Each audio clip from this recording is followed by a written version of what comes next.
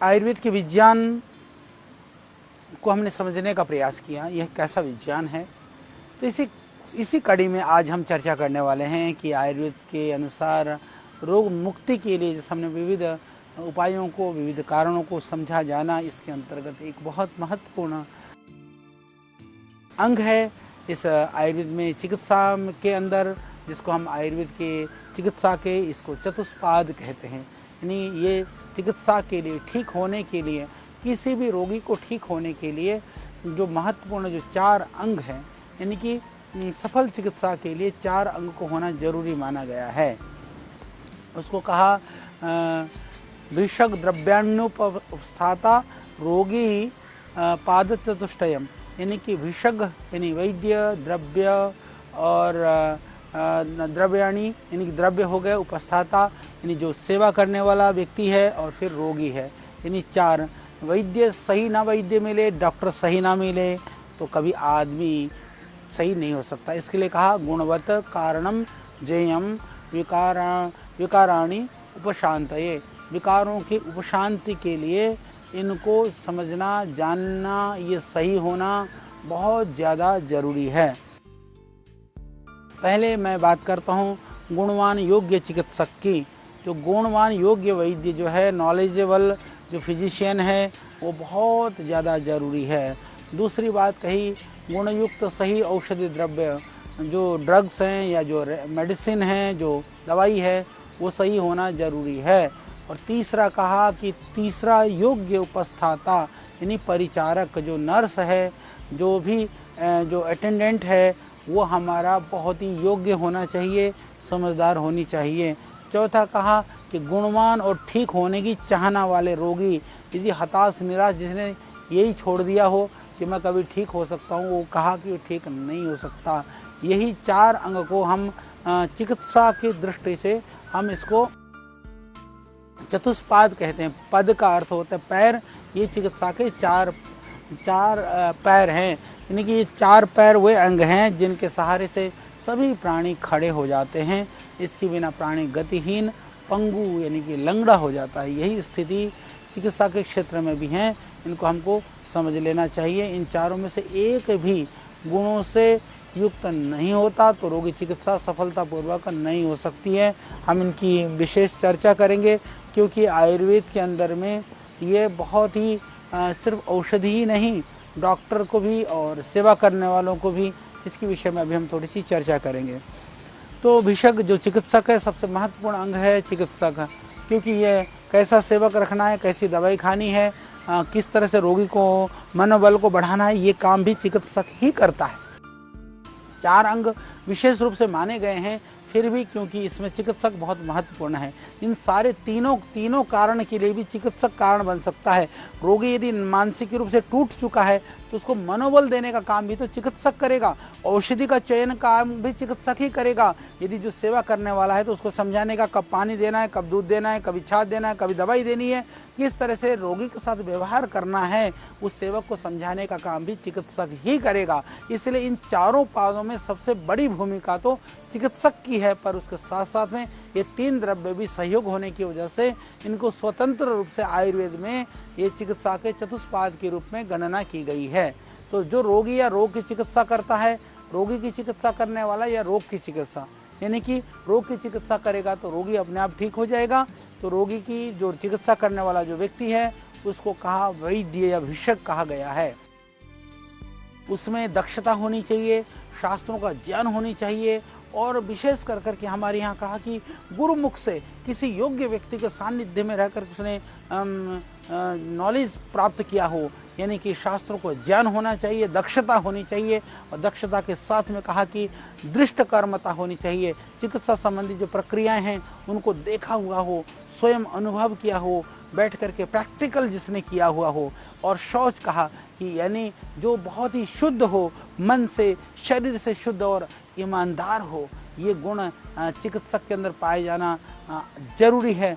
दुर्भाग्य से आज शुचिता, ईमानदारी कहीं ना कहीं से एक्सपर्ट तो मिलेंगे, पर पवित्रता और ईमानदारी बड़ा मुश्किल हो गया है। तो तो आयुर्वेद ने कहा कि यदि आपको डॉक्टर बनना है, वैद्य बनना है, चिकित्सक बनना है, विशेषज्ञ बनना है, तो जरूरी है मेरे भाई पहले जो है ना अपने जीवन में शुचिता लाओ, अपने जीवन में ईमानदारी लाओ, आहार विहार भी शुद्ध होना चाहिए। चिकित्सक को योगी माना गया है, चिकित्सक को साधक माना गया है, चिकित्सक को एक तरह से वह परमात्मा का प्रतिनिधि माना गया है। बहुत ज़्यादा जरूरी है ध्यान रखना। इसीलिए कहा कि चिकित्सक कैसा होना चाहिए, कैसे गुण होना चाहिए।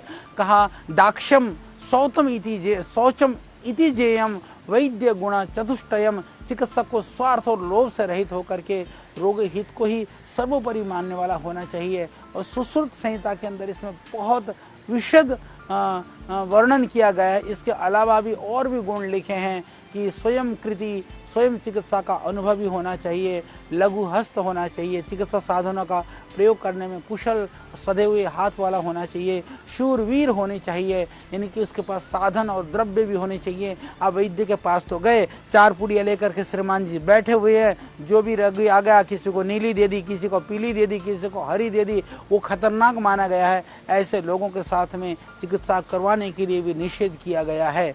नीम हकीम खतरे जान, ऐसी स्थिति ना बन पाए। इसी तरह से कहा कि बुद्धिमान प्रत्युत्पन्नमति होना चाहिए, यानी कि जब रोगी की स्थिति देखी, कोई जरूरी नहीं है कि जिस जिस स्थिति में रोगी आते हैं सारी स्थिति को पहले से पढ़ा गया हो, पर उस समय की स्थिति को देख करके त्वरित निर्णय लेने वाला।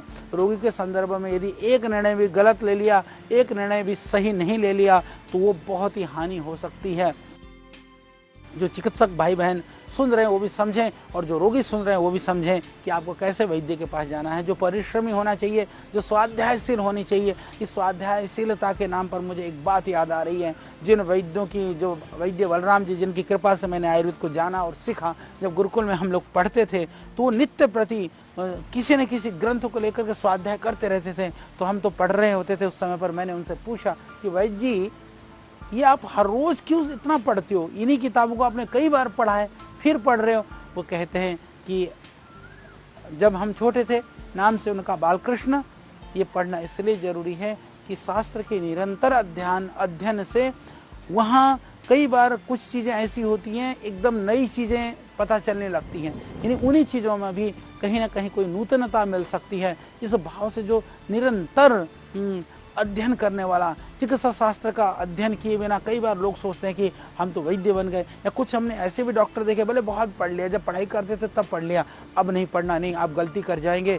निरंतर अभ्यास रखना, जैसे आप चिकित्सा निरंतर करते हैं, जैसे मैंने ऐसा देखा है, जैसे जो कॉलेज में पढ़ाने वाले होते हैं तो जरूर थोड़ी बहुत अपनी तैयारी कर करके उसी पाठ को भी पढ़ाना होता है, तो तब तैयारी करके जाते हैं। परंतु चिकित्सा करने वाले जो लोग होते हैं, प्रतिदिन वो अपनी तैयारी के साथ नहीं जाते। वो सोचते हैं वही तो चिकित्सा करनी है। ये गलत है। वो आपको प्रतिदिन तैयारी के साथ अपनी चिकित्सा कर्म में निरत रहनी चाहिए। और इसीलिए ध्यान रखें कि कभी भी किसी के अभाव को, किसी ज़रूरतमंद को या उनके किसी की परिस्थितियों का हमें लाभ नहीं लेना चाहिए। अपितु हमको यह ध्यान रखना चाहिए कि अपनी योग्यता और क्षमता के साथ चिकित्सा करवानी चाहिए। और यदि आप रोगी हैं, परेशान हैं, आपके घर में से आप कहीं चिकित्सा कराने जा रहे हैं, तो ध्यान रखिएगा कि जो इस तरह की किसी की परिस्थिति को, मजबूरियों का लाभ उठाने के लिए बैठे हुए जो इस तरह के खतरनाक जो लोग हैं, वह चाहे कितने भी योग्य हों, उसके लिए आयुर्वेद में उनको बहुत सावधान रहने के लिए कहा गया।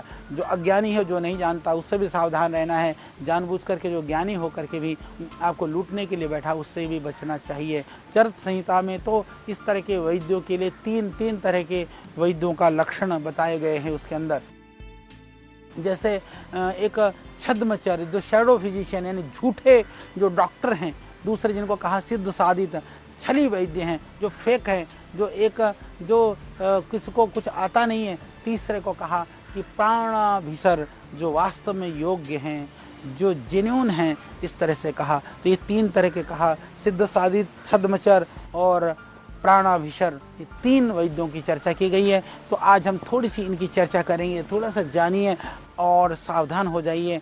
और कोई भी व्यक्ति इस तरह के वैद्यों को जान करके चिकित्सा कराने के लिए जाता है, तो वह पहले से ही रोग मुक्त होने की तरफ बढ़ जाता है। सबसे पहले कहा, जो छद्मचर हैं, छद्मचर वो ऐसे होते हैं जो बिल्कुल चिकित्सा विज्ञान से ज़्यादा नहीं जानते हैं, परंतु क्या करते हैं, झोला टांग लिया, 2-4 डिब्बे रख ली, और थोड़ी सी दवाइयों का एक तरह से सजा करके धर लिया और थोड़ा बहुत कहीं से कुछ पढ़ लिया, किसी ने कुछ बता दिया और थोड़ा सा ड्रामा कर लिया, एक्टिंग कर लिया, थोड़ा जिसको आला बोलते हैं ना, स्टेथोस्कोप लटका लिया, लटका करके और जो है लोगों की चिकित्सा करना शुरू कर दिया। वास्तव में ये अयोग्यता, क्योंकि जब आदमी रोगी जाता है वैद्य के पास तो वैद्य जो दवाई चाहे वही देता हो। एक रोगी गया एक वैद्य के पास, वो अज्ञानी है, उसने त्रिफला दे दिया। एक रोगी गया एक वैद्य के पास, वो बहुत ज्ञानी है, उसने भी त्रिफला दे दिया। तो कभी आप ये न सोचना कि वो त्रिफला देने पर वह भी उतना ही योग्य है। औषधि वही हो सकती है, पर देते समय जो लक्षण है, रोग का पूरा रूप है, कारण है, संप्राप्ति है, उसके विषय में जो जानने वाला रोगी होता है, वो चिकित्सक होता है, वो पीछे तक की कहानी को समझ करके, पीछे तक की शरीर की स्थिति को समझता है, शरीर विज्ञान को जानता है, मनोविज्ञान को जानता है, आत्मविज्ञान को जानता है, वही योग्य वैद्य हो सकता है। जो नहीं जानता है, मोटे स्थूल लक्षण के आधार पर ही आपको कोई दवाई दे देगा, तो वो जा करके कभी कभी तो तुक्का लग जाएगा, आप ठीक भी हो जाएंगे। आपको लगेगा ये वैद्य तो बहुत कमाल का है। वैद्य कमाल का नहीं है, तुक्का कमाल का है। इसलिए तुक्के के चक्कर में न रह करके योग्य चिकित्सक के आश्रय हमको लेना चाहिए। इनको छद्मचर वैद्य कहा गया। ये अयोग्य होते हैं, कई बार ये धोखेबाज भी होते हैं, इनसे बच करके रहना चाहिए। दूसरे जो लोग होते हैं जिनको कहते हैं सिद्ध साधित वैद्य, कुछ व्यक्ति ऐसे होते हैं कि धनवान, ख्याति प्राप्त वगैरह लोगों के संपर्क में आ जाते हैं। सिद्ध साधित दो तरह से सिद्ध साधित हो जाते हैं। कभी कभी कोई छद्मचर वैद्य जो है झोला छाप किसी धनी व्यक्ति के आश्रय में आ गया, उसने कोई दवाई दे दी है, तुक्के से वो ठीक हो गया। अरे वैद्य तो कमाल है, देखो मैंने खाई, क्योंकि वो जो है सिद्ध साधित हो जाता है। उसके प्रचार करने वाले दो चार लोग अपने इर्द गिर्द में इकट्ठा कर लेता है, कर करके फिर वो प्रचार करना शुरू कर देता है। तो वो लोग ऐसे आश्रय से वो बड़ा सिद्ध साधित हो जाता है। यानी आता जाता कुछ नहीं था, दो चार लोगों ने, पैसे वाले लोगों का आश्रय मिल गया, दो चार पैसे वाले लोग जैसे कहते हैं ना आँख के अंदर और गांठ के पूरे जिनको आश्रय में मिल जाते हैं, तो इस तरह की स्थिति को प्राप्त कर लेता है। दूसरा सिद्ध साधित उनको भी माना गया है। कभी कभी क्या होता है, खानदानी लिखा होता है, खानदानी सफा खाना। अरे खानदानी तो है, तेरा खानदान में तो योग्यता, तेरे पास योग्यता है कि नहीं है, महत्वपूर्ण यो है। क्योंकि अपने पूर्वजों के नाम पर हमारी 3 पीढ़ी से हमारे यहाँ वैदिक की परंपरा है, कितनी भी पीढ़ियां हों वो योग्य थे, इसलिए वो पूजनीय सम्माननीय हैं। परंतु आपकी क्षमता और योग्यता क्या है, महत्वपूर्ण ये है कि कोई ऐसा कर्म नहीं है कि पीढ़ी दर पीढ़ी से कोई ब्याह शादी कराना नहीं कि 3 पीढ़ी से हमारे जो है ना बहुत कुलीन है, हम मर्यादित हैं, हमारे यहाँ कोई भी इस तरह का कर्म नहीं किया गया है। मेरे भाई यहाँ चिकित्सा करनी है, रोग की सिद्ध। मैंने तो देखा है कि फलाने वैद्य की चिकित्सालय, फलाने वैद्य का ये दादा पोता, उस दादा का पोता, उसका नाती, उसका बाप, उसका बेटा, ये सब चीज़ें बिल्कुल आयुर्वेद की दृष्टि से इसको प्रचारित करने के लिए भी निषेध किया गया है। यदि आप समझ लीजिए कि अपने कुल वंश खानदान की जब प्रतिष्ठा की बात हो, यश की बात हो, बिल्कुल गर्व होना चाहिए। मैं उस बाप का पुत्र हूँ, हमें गर्व होना चाहिए। पर चिकित्सा की बात आए तो अपनी क्षमता होनी चाहिए। यदि ऐसे जो लोग होते हैं उनको कहा ये सिद्ध साधितपना, ये खतरनाकपना है, इनसे हमको बचना चाहिए। हमने देखा है विशेष करके भारतवर्ष में इसका दुर्भाग्य है। हमारे यहाँ पहले प्राचीन काल में आप देखते हैं बहुत ऐसे वैद्य पाए जाते थे जो परंपरा से ही बहुत ज्ञान लेकर के, वो गहन ज्ञान लेकर के वो बड़ी सरलता से लोगों के उपकार के लिए चिकित्सा करते थे। परंतु आज देखा जाता है कि लोगों के उपकार के लिए नहीं, अपने स्वार्थ के लिए लोग लगे हुए हैं। उनसे हमको सावधान रहना चाहिए। इसी संदर्भ में एक बात और कहना चाहता हूँ, हमारी परंपरा ऐसी परंपरा रही है। आज बहुत सारे गांव में, देहात में, बहुत सारे एरियाओं में वो ऐसे लोग हैं, वो बड़े वैद्य नहीं हैं, बड़े चिकित्सक नहीं हैं, बहुत कुछ नहीं जानते हैं। वो परंपरा से कुछ जड़ी बूटियों को जानते हैं। वो सिर्फ स्वांत सुखाय लोग उपकार के लिए कुछ जड़ी बूटियों को देते हैं, दे करके शांति से रहते हैं। ऐसे साधु महात्मा, ऐसे लोग निश्चित रूप से पूजनीय, वंदनीय, उनका सत्कार करना चाहिए। ना वो झोला छाप में आते हैं, ना सिद्ध साधित में आते हैं, ना कोई बहुत योग्य वैद्यों में आते हैं। ये हमारी परंपरा की चिकित्सा की बात रही है। वो उतनी रोगों के लिए चिकित्सा देते हैं, वो पैसा भी नहीं दे लेते हैं कई लोग। कुछ तो ऐसे भी लोगों को मैंने जाना है, देखा है, वो कहते हैं आचार्य जी यदि हमने अपनी चिकित्सा के लिए पैसा ले लिया ना, हमारी विद्या चली जाएगी। वस्तु तो वह उनकी परंपरा है, परंतु ऐसा नहीं है कि विद्या चली जाती है, पर उस विद्या का दुरुपयोग ना हो इसकी वजह से। और इसका एक हानिकारक कारण ये भी रहा, ऐसे लोगों की वजह से कई बार उन्होंने तो बहुत उपकार किया देश के लिए, समाज के लिए, पर उन्होंने एक हानि भी करी। ऐसे नुस्खे, ऐसी दवाइयाँ वो अगली पीढ़ी को बिना बताए चले गए, वो विधाएं लुप्त हो गई। तो हमारे यहाँ परंपरागत चिकित्सा की विधा रही है। तो ऐसे लोगों को भी सामने लाना, उन लोगों के द्वारा लोगों को उपकार हो ऐसा उपाय करना, ये भी हम सबको करना चाहिए। उन लोगों को सामने लाने का प्रयास करना चाहिए। परंतु जो इस तरह के जो सिद्ध साधित और छद्मचार जो गलियों में घूमते रहते हैं कि आज बोले, आज चिकित्सक बोले भाई जी आज 2 दिन यहाँ बैठे, क्षमा करिएगा 4 दिन इधर करें। यदि आप योग्य हैं तो आपके पास लोग दूर दूर से भी आएंगे, चिकित्सा भी करा लेंगे। और इनको जो है अपना जो है, कई लोग तो ऐसे भी हमने देखे हैं, बीमार मिल गए तो लोग मरना शुरू कर देते हैं। भाई ऐसी चिकित्सा तो मैं कर दूंगा। अरे भाई ऐसी चिकित्सा का तो हमको पता है, क्षमा करिएगा। जब कोरोना का, ये कोविड-19 का बहुत प्रकोप हो गया तो हमारे पास कम से कम नहीं तो हजारों लोगों के फ़ोन, हजारों लोगों की, आचार्य जी ये दवाई दे दो, ये कोरोना ठीक हो जाएगा। कोई कहता है कि धतूरे की आकृति कोरोना की जैसी है, कोई कहता है कि जी उसकी आकृति इसकी जैसी है, और कोई कहता है कि ये दे दो, कोई कहता है वो दे दो। भाई ये क्या देना है, क्या नहीं देना है? या तो मैं कहता हूँ फिर आपके पास कोई प्रमाण है, प्रूफ है, आपने कोई एक्सपेरिमेंट किया है, कुछ आपके पास एक्सपीरियंस है? तो कहते हैं नहीं है। फिर अपने आप तुक्का लगाते हैं, अंदाज़ा लगा लेते हैं। कई कहते हैं कि बिल्कुल आप बैठ करके ये खाओ, ये करो। उनमें से हो सकता है कुछ लाभकारी भी हो, परंतु लाभकारी होने का अर्थ ये नहीं है कि बिना किसी तरह के अनुभव के, बिना किसी तरह के अनुसंधान के, बिना किसी तरह के एक्सपेरिमेंट के। इसीलिए हमारे आयुर्वेद के अंदर ऋषियों ने गहन अध्ययन किया, गहन चिंतन किया, बहुत तप किया। इसके बाद में यह आयुर्वेद विधा का मानवता के लिए उपदेश दिया। ऐसी गहन विद्या और विधि को हम चलते चलते हम सोचे कि हम बहुत चिकित्सक बन जाएंगे। क्षमा करना, यह आप तो अपनी हानि तो करोगे, इससे बढ़कर के आप समाज की, राष्ट्र की और दुनिया की हानि करोगे। इसके लिए हमको बचना चाहिए। तीसरे जो वैद्य हैं होते हैं जो जेन्युइन हैं, जिनको हम प्राणाभिसर कहते हैं, यानी कि इन दोनों के जो विपरीत जो योग्य वैद्य हैं, जो रोग के संकट में पड़े हुए रोगी की प्राणों को बचाता है, जो जीवन दान देने वाले होते हैं, जो रोगियों को जीवन दान ही उनका सर्वोपरि होता है, वह सोचते हैं कि किसी भी तरह से रोगी ठीक हो जाए। बहुत सारे डॉक्टरों को, बहुत सारे वैद्यों को मैं उनको जानता हूँ जो अपने पॉकेट से भी गरीब रोगी आता है तो औषधि देते हैं और उनको साथ में कहते हैं इस पैसे से ना थोड़ा फल खरीद के खा लेना, तुम्हारे घर में राशन नहीं है। ऐसे तो बहुत बिरले ही चिकित्सक होते हैं, बहुत बिरले ही ऐसे वैद्य होते हैं जो बहुत ही सम्माननीय होते हैं। चलो आप उनको अलग से साधन ना दे सको, पर जो आया है उसको निष्प्रिय भाव से जो आपके पास पहुंचा है, बिना किसी लोभ लालच भय और किसी दूसरे आपकी हिडन एजेंडे के, यदि आप उनकी सेवा करते हैं तो आपसे बढ़कर के कोई नहीं है। वास्तव में आप जो है परमात्मा के प्रतिनिधि हैं। आप इसको जो है इस तरह के लोगों को परमात्मा का रूप कहा गया है, इसलिए वैद्य को परमात्मा के रूप कहते हैं। परंतु कई बार लोग मजाक में जो जैसे छद्मचर और जैसे हमने कहा ना, जो छद्मचर हैं, सिद्ध साधित हैं, उन लोगों को कई बार कहा कि यमराज के सहोदर हैं। नमस्तुभ्यम यमराज सहोदराय लंगोटाय, यानी कि लोग मजाक में कहते हैं वैद्य यदि सही नहीं है तो यमराज का सहोदर है वो बिल्कुल यमराज का भाई है। वो यदि परमात्मा का प्रतिनिधि जब वो है, जब उस रोगी को बचाए, जब यदि उसकी गलती से कोई मरे तो यमराज का सहोदर है। तो मैं सभी चिकित्सक बंधुओं से निवेदन करूंगा, भगवान की कृपा से यदि आप चिकित्सा करने का मौका मिला है तो हमें परमात्मा का प्रतिनिधि बनने का प्रयास करना चाहिए। हमें युवराज का सहोदर बनने का प्रयास नहीं करने चाहिए। ज़बरदस्ती हम भेज देते हैं विविध तरह के परीक्षणों के लिए, विविध तरह के यहाँ जाओ इधर जाओ कमीशनबाजी, यह वास्तव में ये हम यमराज के सहोदर बन के ही ऐसा काम करते हैं। इनसे हमको बचने का प्रयास करना चाहिए और रोगी को सुख पहुंचाना ही हमारा एकमात्र लक्ष्य होना चाहिए।